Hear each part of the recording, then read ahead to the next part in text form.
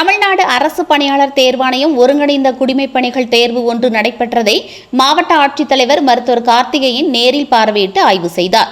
திருநெல்வேலி மாவட்டம் பாளையங்கோட்டை தூய யோவான் மேல்நிலைப் பள்ளியில் தமிழ்நாடு அரசு பணியாளர் தேர்வாணையம் ஒருங்கிணைந்த குடிமைப் பணிகள் தேர்வு ஒன்று நடைபெற்றதை மாவட்ட ஆட்சித்தலைவர் மருத்துவர் கார்த்திகேயன் பார்வையிட்டு ஆய்வு செய்தார்.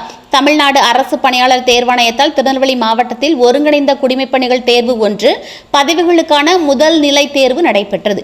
மேலும் தேர்வு மையத்திற்குள் செல்போன்கள், எலக்ட்ரானிக் கை கடிகாரங்கள் மற்றும் மின்னணு சாதனங்களை எடுத்துச் செல்லவோ, தேர்வு எழுதுபவர்கள் தவிர இதர நபர்கள் தேர்வு மைய வளாகத்திற்குள் செல்வதற்கு அனுமதி வழங்கப்பட மாட்டாது. சம்பந்தமான அனைத்து நடவடிக்கைகளும் கண்காணித்து தேர்வினை சுமூகமாக நடத்திட பாளையங்கோட்டை வட்டத்திற்கு துணை ஆட்சியர் நிலையில் 2 பறக்கும் படை அலுவலர்களும், தேர்வுக்குரிய பணிகளை மேற்கொள்ள வட்டாட்சியர் மற்றும் துணை வட்டாட்சியர் நிலையில் 7 இயக்கக்குழு அலுவலர்களும் 27 ஆய்வு அலுவலர்களும் நியமிக்கப்பட்டு கண்காணித்து வந்தனர்.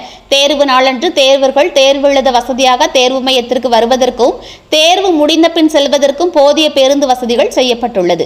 திருநெல்வேலி மாவட்டம் பாளையங்கோட்டை வட்டத்தில் அமைந்துள்ள 27 தேர்வு மையங்களில் நடைபெற்ற தமிழ்நாடு அரசு பணியாளர் தேர்வாணையம் ஒருங்கிணைந்த குடிமைப் பணிகள் தேர்வு ஒன்று பதவிகளுக்கான முதல்நிலை தேர்வில் 7598 தேர்வுகளில் 5075 தேர்வர்கள் தேர்வு எழுதினர். 2524 தேர்வர்கள் வருகை புரியவில்லை. மேலும் அனைத்து மையங்களிலும் தேர்வு நடவடிக்கைகளை வீடியோ மூலம் பதிவு செய்யவும், தேர்வு நடைபெறும் கல்வி நிலையத்திற்கு காவல்துறை மூலம் போதிய பாதுகாப்பு வழங்கவும் மாவட்ட நிர்வாகத்தின் மூலம் நடவடிக்கை மேற்கொள்ளப்பட்டது.